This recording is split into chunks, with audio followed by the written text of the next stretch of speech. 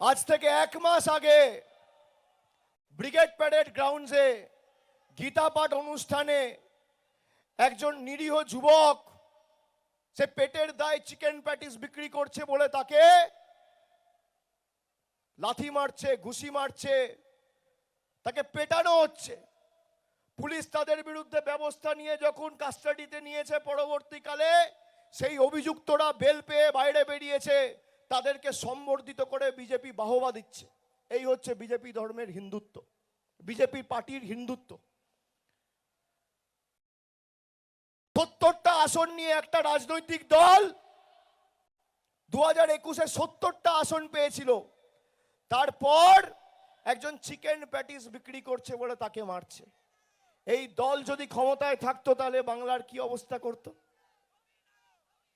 ভেবে দেখুন, কে chicken patties বিক্রি করবে,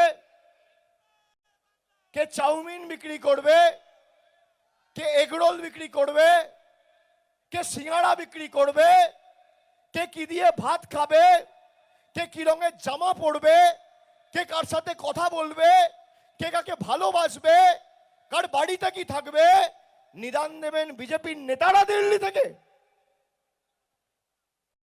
আমাদের স্বাধীনতা আমরা ঠিক করব। 19বিংশ শতাব্দীর শেষ প্রান্তে দাঁড়িয়ে স্বামীজি স্বাধীনতার কথা বলে গেছিল। ভাষায় স্বাধীনতা, বাক স্বাধীনতা, ভালোবাসায় স্বাধীনতা, সর্বত্র স্বাধীনতা। আজকে সেই স্বাধীনতা কেড়ে নিতে চেয়েছে বিজেপির নরেন্দ্র মোদী সরকার আর অমিত শাহের সরকার। যারা বাংলার কৃষ্টি জানে না, সংস্কৃতি জানে না, যে মঞ্চ থেকে ভাষণ দেয় পিছনে বাংলায় কি লেখা আছে এক শব্দ পড়তে পারবে না, তারা নাকি আবার সোনার বাংলা করবে। সোনার বাংলাও বলতে পারে না, সোনা। আরে ভাই, একটু ট্রেনিং নিয়ে তো আয়। একটা শব্দ 15 মিনিট প্র্যাকটিস করলেও ঠিক করে বলা যায়, তাও বলবে না। আগে নির্বাচন হতো, মানুষ ভোট দিয়ে ঠিক করতো সরকারে কে বসবে, মানুষ সরকার নির্বাচিত করত, আর এখন সরকার ভোটার চিহ্নিত করছে। আপনি ভাবুন কি অবস্থা, কে ভোট দেবে এই পাড়া থেকে? নরেন্দ্র মোদী দিল্লি থেকে বলে দিচ্ছে এই কজন ভোট দেবে আর এই কজনকে বাদ দিয়ে দাও, বাংলাদেশে পাঠিয়ে দাও। আমাদেরকে ঘুষপেটিয়া বলে। কাদের নোটিশ পাঠিয়েছে দেখেছেন? অমর্ত্য সেন, অমিত শাহ, নরেন্দ্র মোদীর চোখে ঘুষপেটিয়া। অভিনেতা দেব, নরেন্দ্র মোদী অমিত শাহর চোখে ঘুষপেটিয়া। আমাদের মথুরাপুরের সাংসদ বাপি হালদার, তপশিলি ছেলে, দেশের সাংসদ, যে নির্বাচন কমিশন ভোট করে তাকে সাংসদ করেছে, তাকে হিয়ারিং এর নোটিশ পাঠাচ্ছে। এই হচ্ছে বিজেপির ঘুষপেটিয়া মডেল। আজকে নেতাজি যদি বেঁচে থাকতেন, স্বামী বিবেকানন্দ যদি বেঁচে থাকতেন, বা এই মাটিতে থাকতেন, বা আজকে রামমোহন রায় থাকতেন, কবিগুরু রবীন্দ্রনাথ ঠাকুর থাকতেন, ঈশ্বরচন্দ্র বিদ্যাসাগর থাকতেন, এদের কেউ নোটিশ পাঠাতো এসআইআর এর হিয়ারিং এর। নেতাজির বংশধরকে এসআইআর এর নোটিশ পাঠাচ্ছে। আপনি ভাবুন, দেশের স্বাধীনতার সময় কি ভূমিকা ছিল বিজেপির? কাউকে চোখে দেখতে পেয়েছিলেন? যখন সিপিএম এর বোম বন্দুকের নিচে মানুষ মাথা নিচু করে 34 বছর বেঁচে ছিল বাংলায়, কোন বিজেপির নেতার টিকি খুঁজে পেতেন?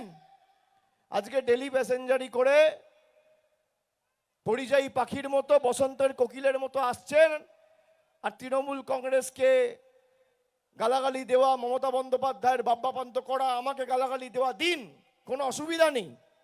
আপনি তৃণমূল কংগ্রেসের বিরুদ্ধে রাজনৈতিকভাবে লড়ুন, কেউ বারণ করছে না, কিন্তু রাজনৈতিকভাবে মোকাবিলা না করতে পেরে আপনি একদিকে এজেন্সি, একদিকে নির্বাচন কমিশন, একদিকে সংবাদ মাধ্যম, একদিকে বিচার ব্যবস্থা, একদিকে সেন্ট্রাল ফোর্স, অর্থবল, সবাইকে কাজে লাগিয়ে বাংলার মানুষকে বিভ্রান্ত করতে চাইছেন।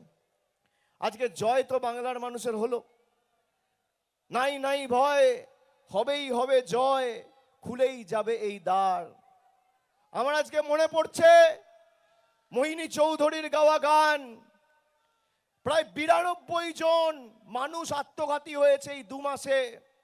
তারা প্রাণ দিয়েছে, আমাদের দেশের সহনাগরিক, আমাদের রাজ্যে থাকতো এই মাটির বাসিন্দা। যতটা অধিকার আমার আপনার, তাদের ওই মাটির প্রতি একই অধিকার ছিল। তারা এসআইআর এর ভয়ে 92 জন প্রাণ দিয়েছে।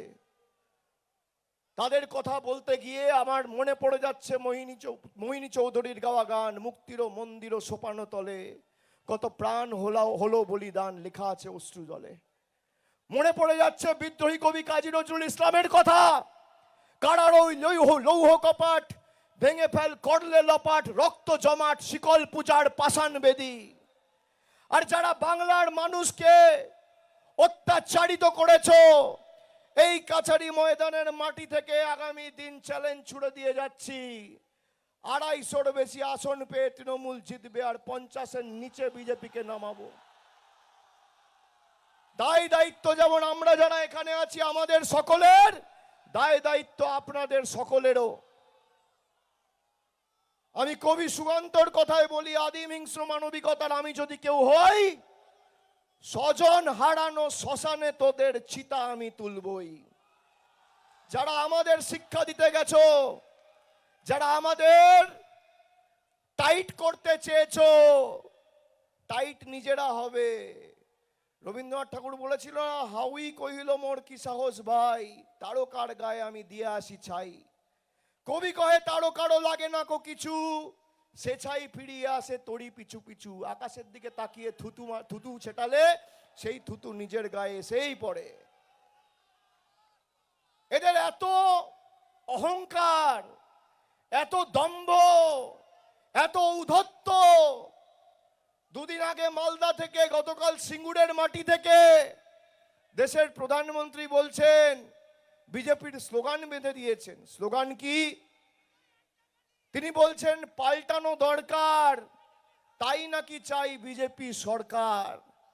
আমি প্রধানমন্ত্রীর সাথে একমত, পাল্টানো দরকার, পরিবর্তন দরকার, কিন্তু পরিবর্তন হবে বিজেপির আর বিজেপির বহিরাগত নেতাদের, বাংলার মানুষের পরিবর্তন হবে না। তার কারণ যারা জয় শ্রীরাম বলে সভা শুরু করত, পরিবর্তন তাদের হয়েছে। আজকে জয় মা দুর্গার, জয় মা কালী বলে সভা শুরু করতে হচ্ছে। পাল্টেছে কে? পাল্টেছে বিজেপি। ঠেলায় না পড়লে বেড়াল গাছে ওঠে না।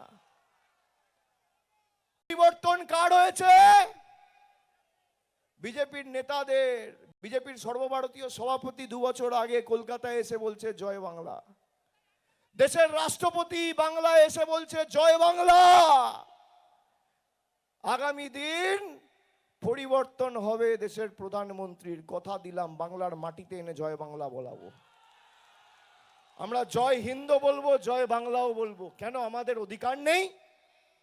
রবীন্দ্রনাথ ঠাকুরের আমার সোনার বাংলা আমি তোমায় ভালোবাসি, আসামে একজন গানটা খালি গেয়েছে বলে তার বিরুদ্ধে দেশদ্রোহিতার মামলা দেওয়া হয়েছে। আরে কবে বাংলাদেশ ভাগ হয়েছিল? আর কবে রবি ঠাকুর এই গান গেয়েছে? ইতিহাস পড়েছো? ইতিহাস জানো? লর্ড কার্জন 1905 সালে এসে এই বাংলাকে ভাঙতে পারেনি। মাথা নিচু করে লেজ তুলে পালিয়েছে। 1911 সালে রাজধানী তুলে নিয়ে গেছে দিল্লিতে। নরেন্দ্র মোদী আর অমিত শাহ তো কোন ছাড়, যারা বাংলায় বিভাজনের রাজনীতি ছড়াতে চায়। আমরা মাথা নত করতে শিখিনি, জানি না। মাটি কোনো দিন ইউপি বিহার হবে না, গুজরাট হবে না। আমার মাটি সইবে না, ইউপি বিহার হইবে না। বাংলা বাংলাই থাকবে। যারা বলে পরিবর্তন চাই না, কি বলেছে, পাল্টানো দরকার, তাই নাকি চাই বিজেপি সরকার। আমি বলি পাল্টানো দরকার, ভাঙো বিজেপির অহংকার। পাল্টানো দরকার, বাংলা সইবে না বহিরাগতদের অত্যাচার। পাল্টানো দরকার, বিজেপিকে করো ছাড়কার। পাল্টানো দরকার, ভাঙো জল্লাদদের জমিদারদের অত্যাচার আর অহংকার।